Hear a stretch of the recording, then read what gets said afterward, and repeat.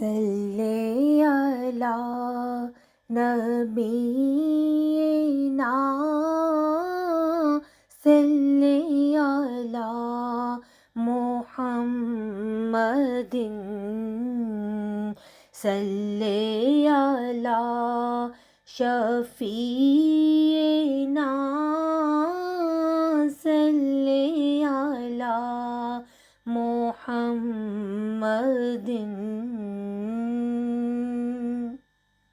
اعوذ باللہ من الشیطان الرجیم. بسم اللہ الرحمن الرحیم. مولاي صلی وسلم دائما ابدا علی حبیبک خیر الخلق کلہم. الصلاۃ والسلام علیک یا رسول اللہ وسلم علیک یا حبیب اللہ. معزز و محترم ناظرین و سامعین اور سامعات، السلام علیکم ورحمۃ اللہ وبرکاتہ. میرے مالک کا بے حد کرم، بے حد فضل آپ پر اور مجھ پر کہ اللہ رب العزت آقا علیہ الصلوۃ والسلام کے نلائن مقدسہ کے صدقے ہمیں یہ توفیق عطا فرماتا ہے کہ ہم دین اسلام کو سمجھنے کے لیے تھوڑی بہت کوشش کریں. اللہ تعالیٰ اس ادنا سی کوشش کو، کاوش کو اپنی بارگاہ میں قبول و منظور فرمائے. امید ہے آپ سب باخیریت ہوں گے، صحت اور ایمان کی بہترین حالت کے ساتھ. پروگرام ٹریگر آف نالج میں ایک بار پھر آپ کو خوش آمدید. نومبر کی سیریز کا یہ آخری سیشن ہے، اور پچھلے 2 سیشن جس کتاب پر میں نے کیے وہ جدید مسائل کا اسلامی حل، شیخ الاسلام ڈاکٹر محمد طاہر القادری مدہ ذلہ العالی کے قیمتی افادات پر مشتمل یہ کتاب ہے، اور وہ اپنا پوائنٹ آف ویو بتاتے ہیں کہ اسلام کا پوائنٹ آف ویو کیا ہے ان کی نگاہ میں آج کے مسائل پر. آج کا جو سیشن ہے وہ بہت زیادہ دلچسپ رہنے والا ہے، کیونکہ اس میں ہم بہت ساری چیزوں کے بارے میں، ان چیزوں کے بارے میں جانیں گے جو کہ روزانہ کی بنیاد پر ہمیں درپیش ہوتی ہیں. آئیے بغیر وقت ضائع کیے ہم آغاز کرتے ہیں. آغاز ہم کرتے ہیں کہ وضو کس طرح ہماری صحت پر اچھے اثرات مرتب کرتا ہے. میڈیکلی ہمیں وضو کرنے سے کیا بینیفٹس ملتے ہیں، اس بات سے آغاز کرتے ہیں. معزز ناظرین، نماز ہر عاقل بالغ مسلمان پر فرض ہے، اور ایک مسلمان جب دن میں 5 بار اللہ کے حضور نماز ادا کرتا ہے تو اس سے پہلے وضو کرتا ہے، جس سے اسے فزیکلی جو ہے وہ طہارت حاصل ہوتی ہے. نماز سے پہلے وضو کرنا فرض ہے. ارشاد باری تعالیٰ ہے سورہ مائدہ کی آیہ کریمہ نمبر 6 میں، تو وضو کے لیے اپنے چہروں کو اور اپنے ہاتھوں کو کوہنیوں سمیت دھو لو، اور اپنے سروں کا مسح کرو، اور اپنے پاؤں بھی ٹخنوں سمیت دھو لو. وضو جو ہے وہ ہماری صحت کو بہتر بنانے کے لیے بہت زیادہ اہم کردار ادا کرتا ہے. یہ روزمرہ کی زندگی میں جرمز کے خلاف ایک بہت بڑی ہمارے لیے ڈال ثابت ہوتا ہے. آپ جانتے ہیں کہ بہت ساری بیماریاں جو ہیں وہ جرمز کی وجہ سے ہی پیدا ہوتی ہیں، اور جرمز ہمیں چاروں طرف سے گھیرے ہوئے ہوتے ہیں. ہوا، زمین اور ہمارے استعمال کی ہر چیز پر جو ہے جرمز ہوتے ہیں. جس میں انسانی جو ہے وہ ایک کلے کی مانند ہے، اور اللہ تعالیٰ نے ہماری جو سکن ہے اس کو کچھ اس طرح کا بنایا ہے کہ اس کے اندر کوئی چیز انٹر نہیں ہو سکتی، کوئی جرمز اس کے اندر انٹر نہیں ہو سکتے. البتہ جو ہماری سکن پر ہو جانے والے زخم ہیں، اور ہمارے منہ اور ہمارے ناک کے سوراخ ہر وقت جو ہے وہ جراثیم کی زد میں رہتے ہیں. تو اللہ رب العزت نے وضو کے ذریعے نہ صرف ان سوراخوں کو بلکہ جسم کے ہر اس حصے کو جو عام طور پر کپڑوں سے ڈھکا ہوا نہیں ہوتا اور آسانی سے جراثیم کی آماجگاہ بن سکتا ہے، دن میں 5 بار دھونے کا حکم فرمایا. انسانی جسم میں ناک اور منہ ایسے اعضاء ہیں جن کے ذریعے جرمز جو ہیں وہ سانس اور کھانے کے ساتھ بہت آسانی سے انسانی جسم میں داخل ہو جاتے ہیں. لہٰذا گلے کی صفائی کے لیے غرارہ کرنے کا حکم دیا، ناک کو اندر ہڈی تک گیلا کرنے کا حکم دیا. اور بعض اوقات جراثیم ناک میں داخل ہو کر اندر کے جو ہمارے بال ہیں ہم سے چمٹ جاتے ہیں. اگر دن میں 5 بار ہم ناک نہیں دھوتے تو ہم صاف ہوا سے بھرپور سانس بھی نہیں لے سکتے۔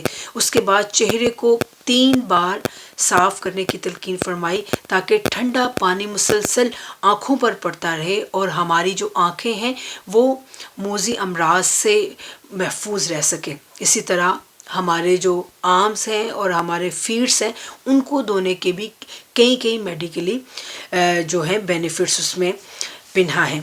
وضو ہمارے بے شمار امراض کا از خود علاج کر دیتا ہے جن کے پیدا ہونے کا ہمیں احساس تک نہیں ہوتا۔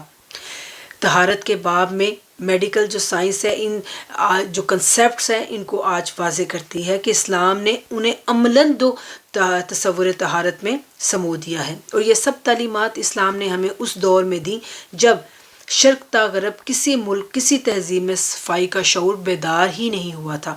اسلام ہی وہ دین ہے جس نے انسانیت کو صاف ستھرا رہنے کی ترغیب دی۔ اور وضو کے بارے میں شیخ الاسلام کی مزید افادات کو اگر آپ جاننا چاہتے ہیں تو ان کی کتاب اسلام اور جدید سائنس کا آپ مطالعہ کر سکتے ہیں، اس کا PDF آپ ڈاؤن لوڈ کر سکتے ہیں۔ اب آتے ہیں نماز کی طرف، جو کہ وضو کی طرح نماز بھی روزانہ کی بنیادوں پر ہماری لائف میں داخل ہے، تو اس سے ہمیں میڈیکلی کیا کیا بینیفٹس ملتے ہیں۔ نماز ارکان اسلام میں توحید و رسالت کی شہادت کے بعد سب سے بڑا رکن ہے۔ نماز کی روحانی اور ایمانی جو برکات ہیں وہ تو اپنی جگہ پر ہیں، یہاں آج ہم اس کے میڈیکل بینیفٹس پر روشنی ڈالیں گے۔ نماز سے بہتر بڑی لائٹ اور کنٹینیوڈ جو ایکسرسائز ہے وہ اس کا ہم تصور بھی نہیں کر سکتے۔ فزیوتھراپی کے جو ماہرین ہیں وہ کہتے ہیں کہ اس ورزش کا کوئی فائدہ نہیں ہوتا جس میں کنٹینیوٹی نہ ہو، اور یا اتنی زیادہ کی جائے کہ جسم بری طرح تھک جائے۔ تو اللہ رب العزت نے اپنی عبادت کے طور پر وہ عمل عطا کیا جس میں ایکسرسائز اور فزیوتھراپی کی تمام صورتیں جو ہیں وہ بہترین صورت میں پائی جاتی ہیں۔ ایک مومن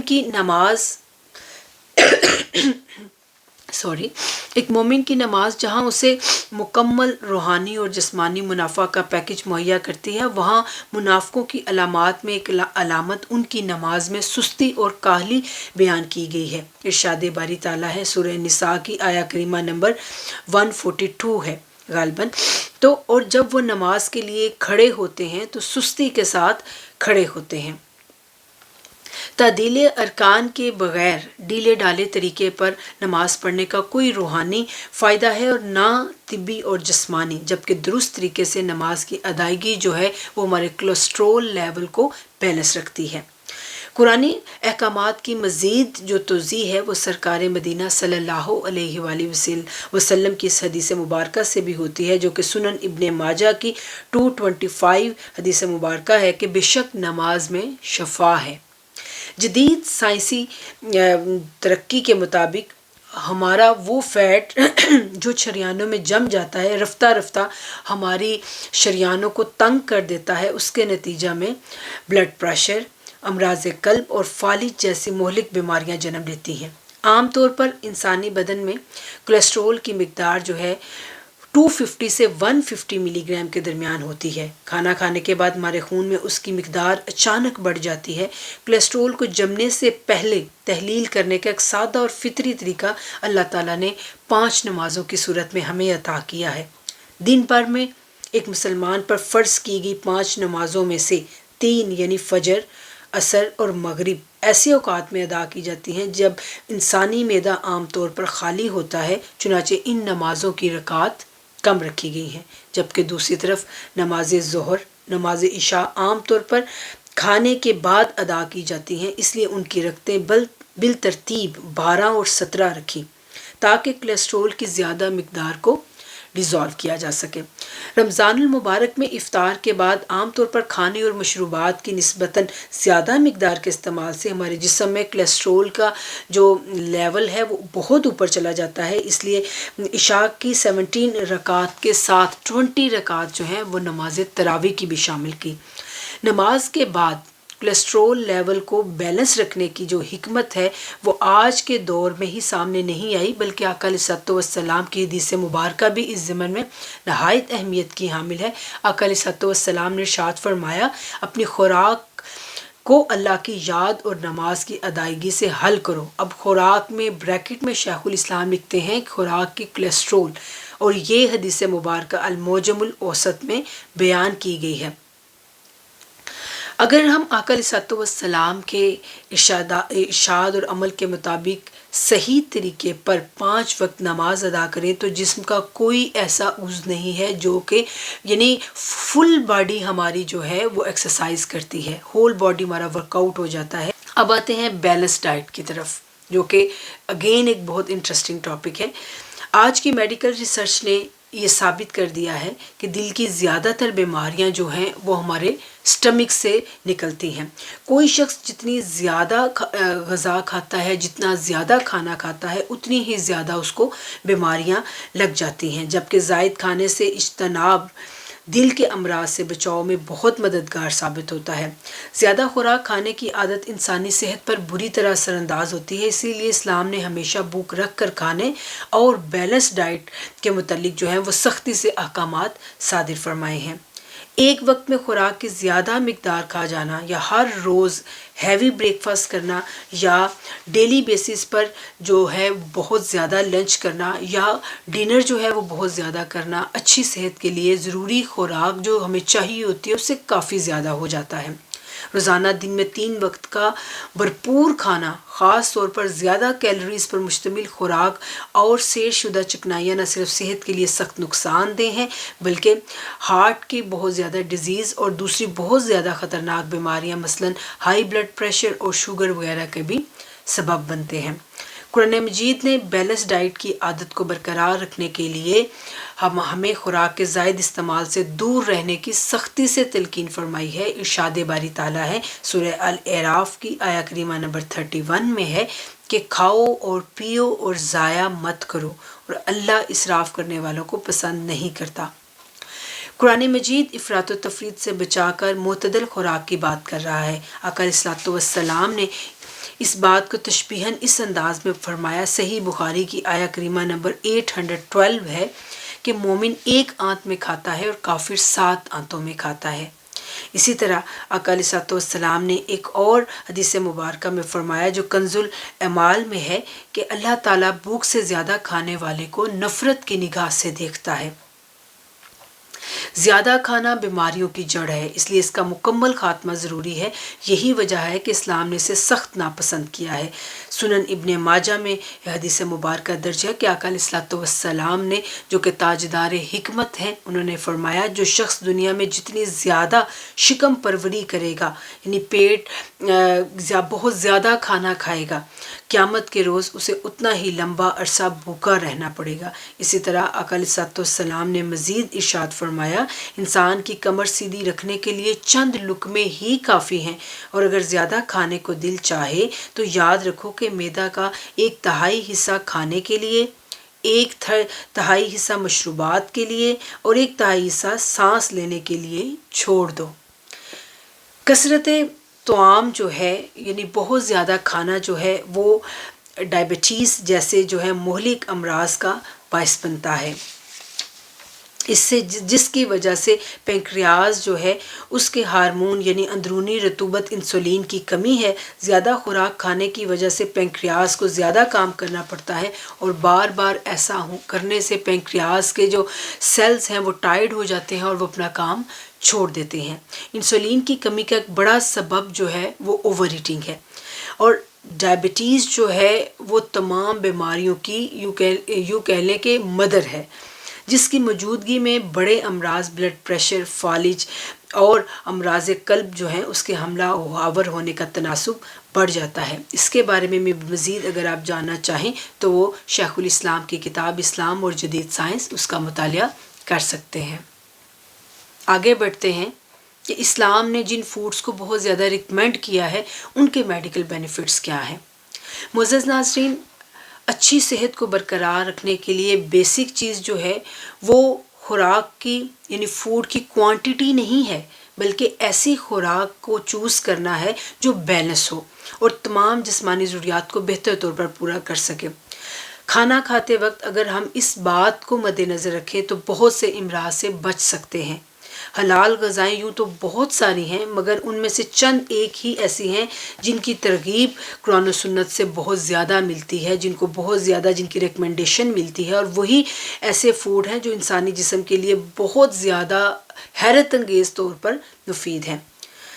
شیخ الاسلام فرماتے ہیں، انہوں نے ایک یہاں چارٹ دیا ہے کہ عام آدمی کو روزانہ جتنی خوراک کی ضرورت ہوتی ہے وہ یہ کہ جو مرد ہے اس کو ایوریج 2900 کیلریز کی ضرورت ہوتی ہے، اور جو لیڈیز ہیں ان کو 2200 کیلریز کی ضرورت ہوتی ہے۔ اسی طرح ہمیں ایک ڈے میں جو کاربوہائیڈریٹس ہیں وہ 400 گرام کی ضرورت ہوتی ہے، اور اس کے علاوہ کچھ منرلز جیسے sodium chloride, calcium, potassium, iron, sulphur, phosphorus اور آیوڈین بھی شامل ہیں۔ اسی طرح جو پروٹینز ہیں وہ ہمیں 45 گرام منیمم ایک دن میں چاہیے، اور ویٹ کے حساب سے یہ اوپر نیچے بھی ہو سکتے ہیں۔ اسی طرح جو وائٹامنس ہیں وہ ہمیں vitamin A, vitamin B1، B2، B6، B12، vitamin C, vitamin D اور وائٹامن ای چاہیے۔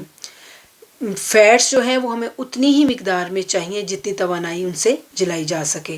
پانی جو ہے وہ خالص اور جراثیم سے پاک، یہ جسم کے 66 حصہ پر مشتمل ہوتا ہے، اس لیے یہ بھی ہمیں اپنے باڈی ویٹ کے حساب سے پینا چاہیے۔ اور اوسطاً اگر ہم 1 kg کو اگر آپ 35 سے ملٹیپلائی کر لیں تو اس حساب سے جتنا باڈی ویٹ ہے ہمیں اس حساب سے پانی پینا چاہیے۔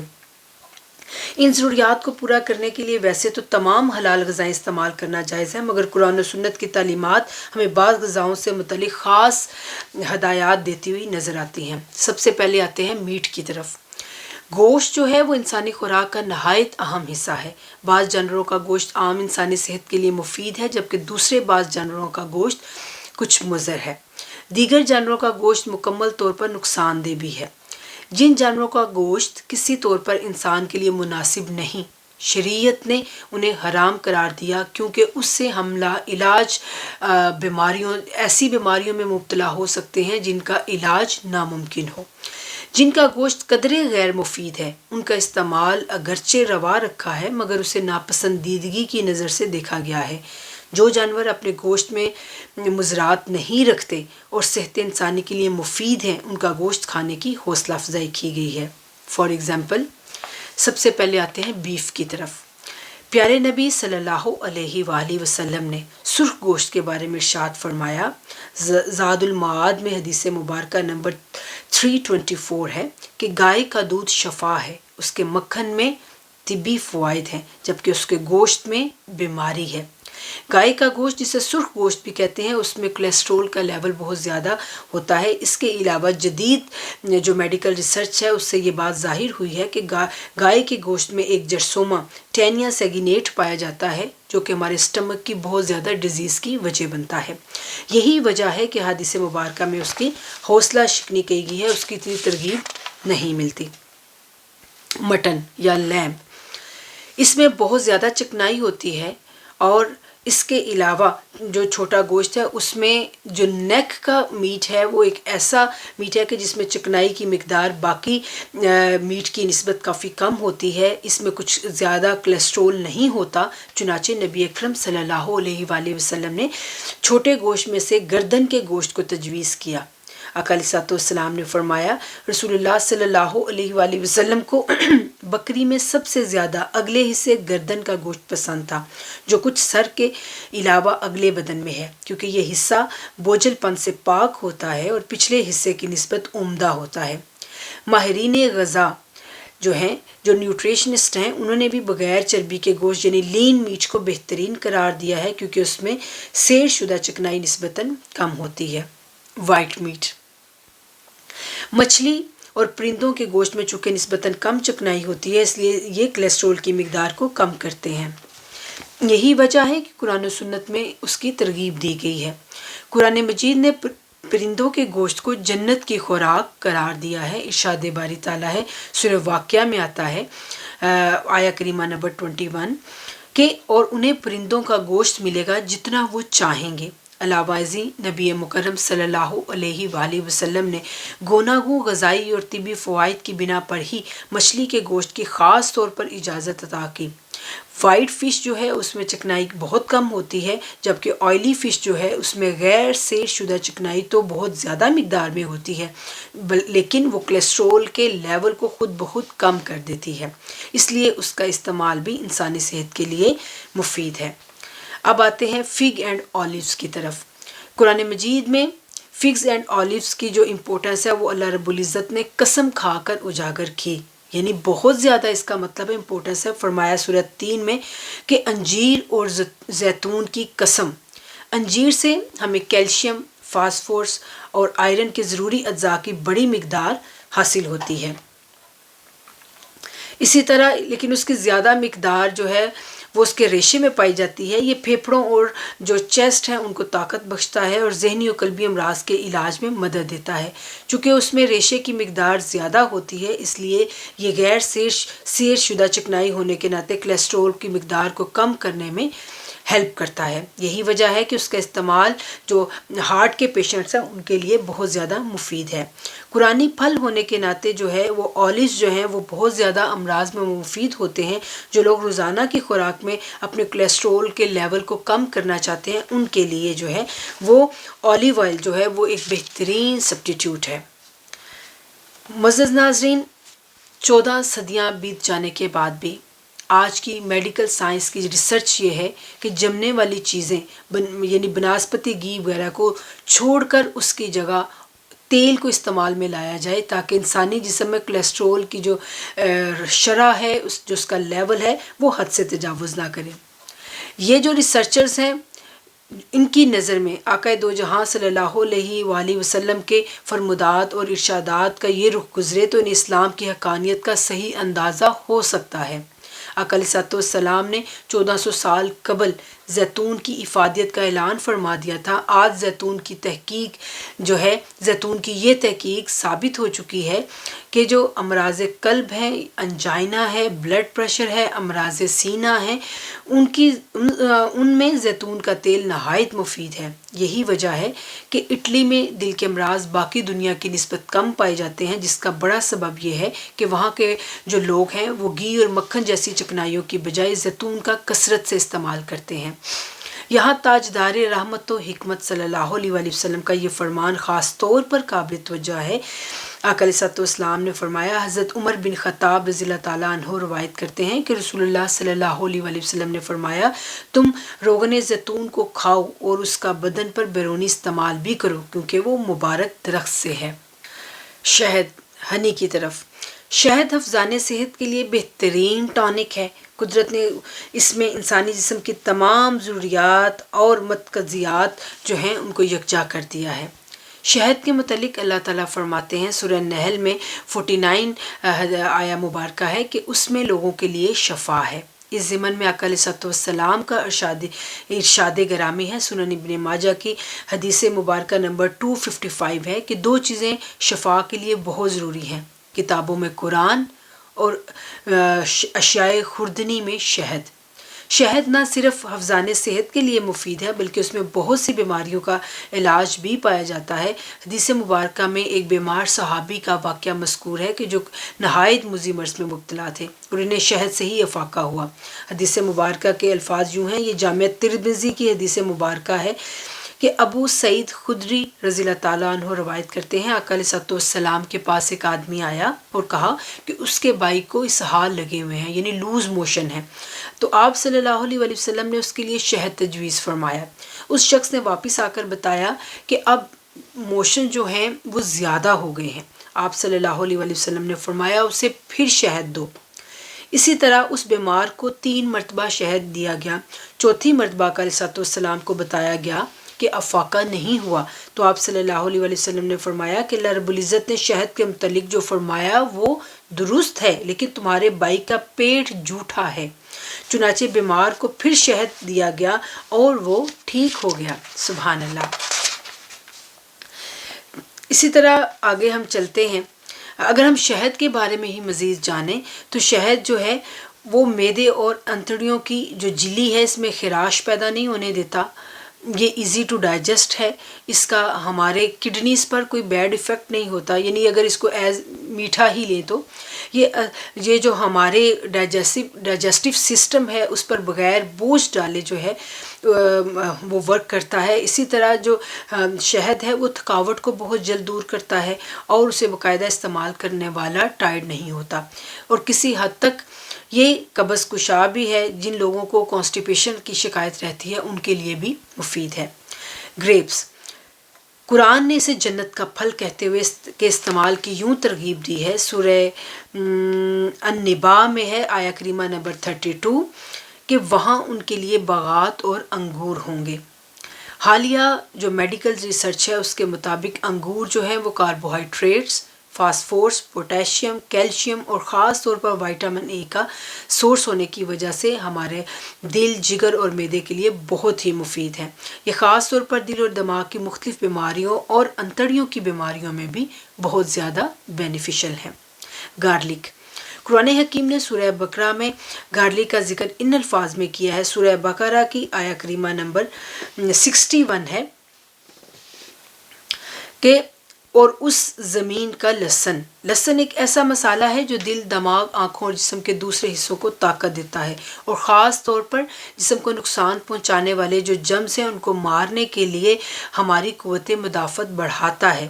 جدید میڈیکل ریسرچ نے ثابت کر دیا ہے کہ جو گارلک ہے وہ ہمارے فالج، دمہ، ٹی بی اور جوڑوں کے درد میں بھی بہت زیادہ مفید ہے۔ اس کے علاوہ جو اینٹی سیپٹک جو ہیں اس میں پراپرٹیز پائی جاتی ہیں، بالخصوص جو ہے ہائپر ٹینشن پر یہ کنٹرول کرنے میں بہت اہم کردار ادا کرتا ہے، اور اس طرح سکوت قلب یعنی ہارٹ اٹیک سے بچنے کے لیے بھی مفید ہے۔ اب آتے ہیں انینز کی طرف۔ قرآن نے سورہ بقرہ کی اس آیت میں پیاز کا ذکر ان الفاظ میں کیا ہے۔ سورہ بقرہ کی آیہ کریمہ نمبر 61 ہی ہے، وَبَصَلِہَا، اور اس زمین کا پیاز۔ یہ protein, calcium, potassium, sodium, sulphur اور فولاد کا اہم ذریعہ ہے۔ اب مطالعہ کرتے ہیں جینیٹک انجینئرنگ کا کہ شیخ الاسلام اس کے بارے میں ہمیں کیا معلومات فراہم کرتے ہیں۔ معزز ناظرین، آج کل کے ماڈرن دور میں جو میڈیکل ریسرچ ہوئی ہے اس میں جینیٹک انجینئرنگ کو بہت زیادہ اہم مقام حاصل ہے۔ کسی شخص کے جو جینز ہے اس کی جو سٹڈی ہے، اس کا نسب، اس کی زندگی کی تمام بیماریاں اور اس سے متعلق بے شمار ایسے حقائق جنہیں عام حالات میں معلوم کرنا ناممکن ہے، اس کا جینیٹک انجینئرنگ کی ہی بدولت جو ہے وہ اوپن ہو رہے ہیں۔ ڈی این اے کی تھیوری سے یہ بات ثابت ہوئی ہے کہ انسانی جسم کے ہر خلیے میں انسائکلوپیڈیا بریٹینیکا کے 10 کروڑ صفحات کے برابر معلومات تحریر کی جا سکتی ہیں۔ واہ مولا تیری شان! یہ دریافت جہاں سائنسی تحقیق میں ایک اہم سنگ میل کی حیثیت رکھتی ہے، وہاں اسلامی عقائد کی تصدیق بھی کر رہی ہے اور تائید بھی کر رہی ہے۔ آج کی طبی تحقیق جن ڈی این اے کوڈز کو بے نقاب کر رہی ہے، ایک وقت ایسا بھی آئے گا کہ یہی تحقیق جب اپنے کلائمیکس تک پہنچے گی اور ہم ایسے آلات ایجاد کرنے میں کامیاب ہو جائیں گے جن سے کسی بھی انسان کی گزری ہوئی زندگی کے اچھے اور برے اعمال دشت ازبام کیے جا سکیں گے، یعنی ان کو بتایا جا سکے گا۔ روز قیامت جب تمام انسانوں کو دوبارہ زندہ کیا جائے گا اور ان سے حساب کتاب کیا جائے گا تو ان کے ہاتھ اور پیر اس بات کی گواہی دیں گے کہ انہوں نے اپنی دنیوی زندگی میں کیسے اعمال سر انجام دیے۔ خالق کائنات میں اپنے آخری الہامی صحیفے یعنی قرآن مجید فرقان حمید میں فرمایا، سورہ یاسین کی آیہ کریمہ نمبر 65 میں، آج کا دن وہ دن ہے کہ ہم ان مجرموں کے منہ پر مہر لگا دیں گے اور ان کے ہاتھ ہم سے کلام کریں گے اور ان کے پاؤں اس کی گواہی دیں گے جو وہ لوگ کیا کرتے تھے۔